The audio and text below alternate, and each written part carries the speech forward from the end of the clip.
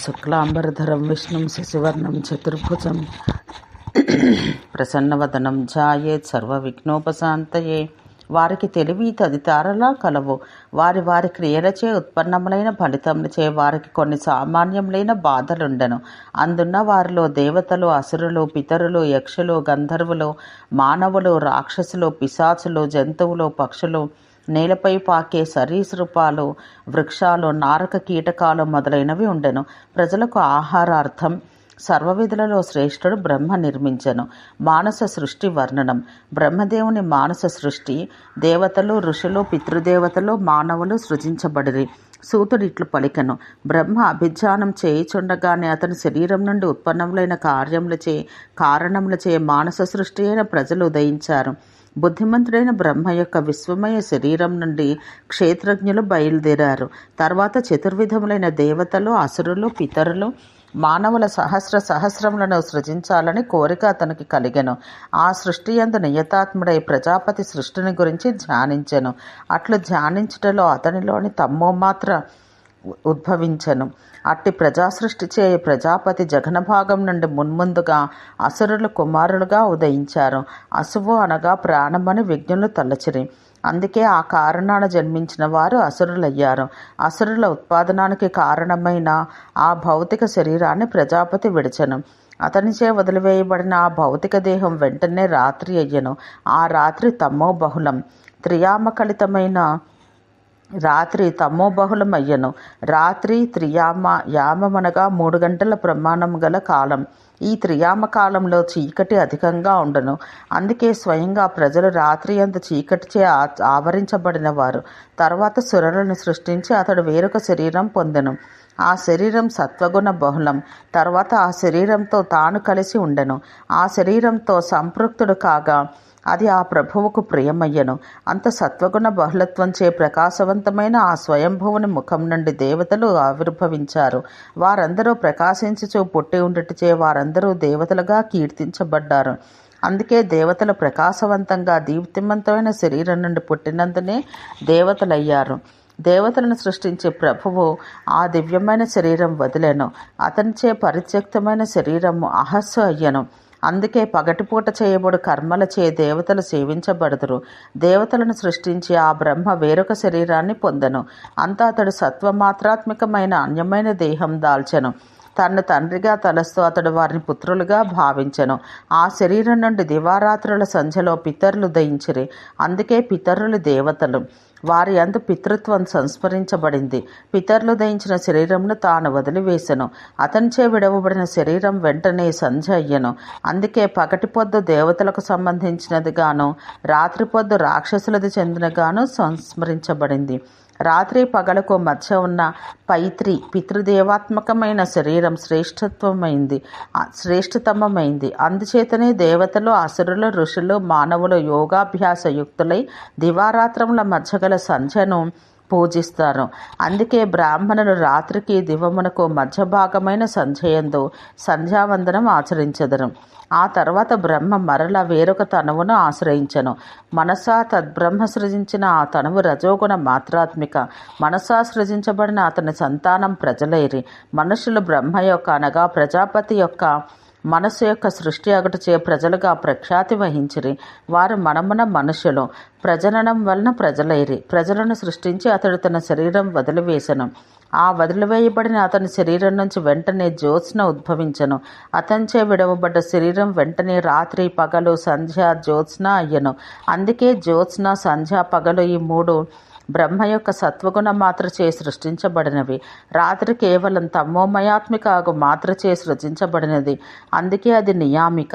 దేవతల సంతోషంతో ప్రకాశవంతమైన శరీరం నుంచి సృష్టించబడిన వారి క్రీడాపరత్వం ముఖం నుండి కలిగెను. వారి జననం పగటియందు జరిగి ఉండుటచే వారు పగటి పొద్దు బలవంతులు. బ్రహ్మ అసురులను రాత్రివేళ తన ప్రాణముల నుండి జగనభాగం వలన సృజించి ఉండుటచే వారు రాత్రులందు దుర్ధర్షులైరి. జ్యోత్స్న, రాత్రి, పగలు, సంధ్య అను ఈ 4 భవిష్యత్ కాలంలో సురులతో కూడా దేవతలకు, పితృదేవతలకు అంతకు పూర్వం గతించిన మన్వంతరములందు ఇక ముందు రానున్న మన్వంతరముల యందు నిమిత్తములు ఆరంభమునకు కారణములగును. ఈ 4 వ్యాపించి అందు ప్రకాశించు కారణమున నీటికి అంబస్సులని పేరు వచ్చింది. భాను ధాతువు వ్యాపించుట, ప్రకాశించుట అన్న అర్థంలో ఉపయోగించబడింది. అంబస్సులను సృష్టించి ప్రభువు తర్వాత దేవతలను, దానవులను, మనుష్యులను, పితరులను, అట్లే ఇతరులైన ప్రజానీకాన్ని సృష్టించెను. అంత ప్రభువు తన జ్యోత్స్నను పరిత్యజించి తర్వాత ప్రధానంగా రజోగుణ తమోగుణాలచే ఉద్రిక్తమైన వేరొక భౌతిక శరీరంని పొందెను. తర్వాత ఆ శరీరం నందే అతడు ఉండిపోయెను. అందుకే ఆకలి బాధతో పీడితులైన ఇతర ప్రజను అంధకారమున అతడు సృజించెను. సృష్టించబడిన ఆ ప్రజలు క్షుధాకృష్టులై అంబసులను గ్రహించుటకు ఉద్యుక్తులైరి.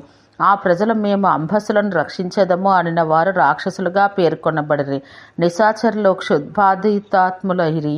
మనము ఆ నీటిని అనగా అంబసులను నాశనం చేయదము, మనం పరస్పరం సంహృష్టుల మగుదము అన్నవారు వారి దయారహిత కర్మచే యక్షులు క్రూరకర్ములైన గుహ్యకులైరి. రక్ష అను ధాతువుకు రక్షించుట యందు, పాలనమందు అని అర్థం. క్షి అను ధాతువుకు క్షపణం, నాశనం చేయుట అని అర్థం. వారు రక్షించిన కారణాన రాక్షసులనబడిరి. క్షపణాత్ నాశనం చేయుట వలన వారు యక్షులనబడిరి. క్రూరకర్ములైన యక్షులను చూసి మనీషి ఆత్మనిష్ఠుడైన ఆ ప్రభువు అసంతుష్టుడయ్యను. అసంతుష్టుడగటచే అతని కేశములు జీర్ణములు వికీర్ణములు అయ్యను. ఆ విడివడ్డ వెంట్రుకలు పైకి పొడమి మరల ఆరూఢములయ్యను. తల నుండి రాలిపోయిన వెంట్రుకలు చలించి పైకి పాకెను. అవి మొదట వాళములగటచే వాడిని వ్యాలములుగా స్మరించిరి. అయ్యవి శీర్షం నుండి రాలిపోయిన వగటచే ఆహులుగా అయినవి. అవి చలించి ఇటు అటు కదలాడుటచే అవి పన్నగములైనవి. అవి పాకుటచే సర్పములైనవి. సూర్యచంద్ర మేఘముల కింది పృథివిలో ఆ సర్పములకు నిలయం. బ్రహ్మ యొక్క అగ్ని గర్భం సుదారుణమైన క్రోధం నుండి ఉద్భవించిన విషంతో కూడిన వానితో సహోత్పన్నములైన సర్పములందు ప్రవేశించెను. తన క్రోధం నుండి బ్రహ్మ సర్పాలను సృజించి క్రోధాత్మలో మాంసాసనలో స్వభావరీత్యా ఉగ్రులో అయిన వాణ్ణి సృజించెను. వానికి కపిసవర్ణం కలిగెను. అవి ప్రభూతములైన కారణంచే భూతములుగా చెప్పబడ్డవి. మాంసాన్ని తిండిచే పిశాచములయ్యిరి. బ్రహ్మపదాలను గానం చేయుచుండగా పుట్టినవారు గంధర్వులు సుతులుగా ఉద్భవించిరి. దయ్యను ధాతువు కవలచే పానార్థం నందు చదవబడుతున్నది. సంగీతప్రదములైన పదములను వినిచూపుటచే వారు గంధర్వులైరి. దేవయోనుల యందు ఆయన భూతములను సృష్టించి అతడు సుప్రీతుడొకటిచే ఛందస్సును కల్పించెను. తన వయస్సుచే పక్షులను అతడు సృజించెను. పక్షులను సృజించిన పిమ్మట పశుగణాలను బ్రహ్మ సృజించెను. అతడు మేకలను తన ముఖం నుండి, గొర్రెలను వక్షస్థలం నుండి సృష్టించెను. బ్రహ్మ గోవులను తన ఉదరం నుండి, అశ్వములను, గాడిదలను, గవయ మృగములను, లేళ్లను, ఒంటెలను, వారాహములను, కుక్కలను, ఏనుగులతో సహితంగా తన పార్శ్వభాగముల నుండి, పాదముల నుండి సృజించెను. ఇతరములైన జంతు సంతతులను కూడా అతను సృష్టించెను. ఔషధులు, మూలికలు, లతలు, ఫలములతో, వ్రేళ్లతో సహితంగా అతని శిరోజముల నుండి ఉద్భవించెను. పూర్వం ఈ కల్పారంభమున, త్రేతాయుగారంభమున ఆ బ్రహ్మ 5 విధాలైన ఔషధులను సృజించెను. తర్వాత యజ్ఞక్రియలందు నిమగ్నుడయ్యను. గోవులు, మేకలు, పురుషులు, గొర్రెలు, అశ్వములు, గార్ధభములు, కంచరగాడిదలు ఈ 7 గ్రామ్యములుగా పేర్కొనబడ్డాయి. ఇవి కాక మరి 7 అరణ్యకములు, క్రూర జంతువులు, వ్యాఘ్రములు, ఏనుగులు, వానరములు 5వ వర్గంగాను, పక్షులు, నీటి జంతువులు 6వ వర్గంగా, సరీసృపములు 7వ వర్గంగా పరిగణించబడ్డవి. మహిషములు, గవయ మృగములు, ఉష్ట్రములు, డెక్కలు గల జంతువులు, శరభములు, ఏనుగులు, మర్కటములతో 7 వర్గములు అరణ్యక జంతువులు. బ్రహ్మ తన మొదటి ముఖం నుండి గాయత్రిని, రుక్కును, త్రివృత్సోమమును, రథంతరమును, యజ్ఞ సంబంధమైన అగ్నిష్టోమాన్ని సృజించెను. 53 శ్లోకములలో వేదవాంగ్మయం, వేద ఛందస్సులు, ప్రత్యేకమైన యాగములు బ్రహ్మముఖం నుండి ఉత్పన్నములైనవని వర్ణించబడినవి. త్రివృత్సోమము త్రివృత్తమైన స్తోమం అందు మొదటి ప్రతి త్రిచ నుండి మొదటి 3 రుక్కులు కలిపి చదవబడును. తర్వాత 2వ సూక్తం, చివర 3వ సూక్తం.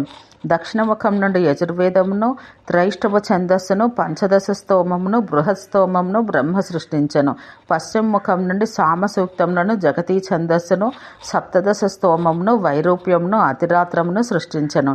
4వ ముఖం నుండి ఏకవింశ స్తోమమును, అథర్వవేదమును, అప్తోర్యామమును, అనుష్ఠుప్ ఛందమును, వైరాజ ఛందమును సృజించెను.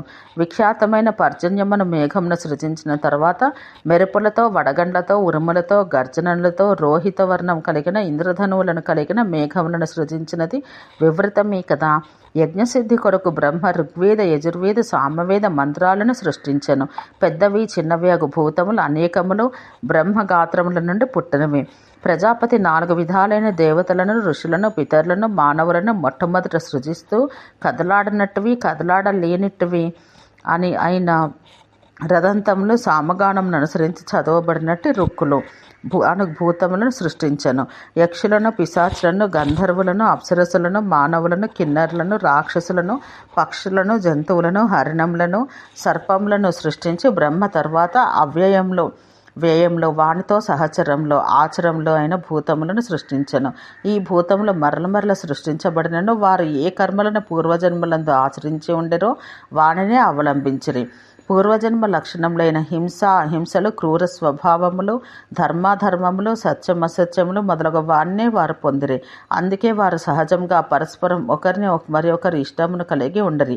భూతములందు నానాత్వ గుణలక్షణమును వారు వివిధ భౌతిక దేహములను ఆ శరీరములు ఇంద్రియములచే వారిని పొందుటను వినియోగమును బ్రహ్మయ్య విధించి సృష్టించను.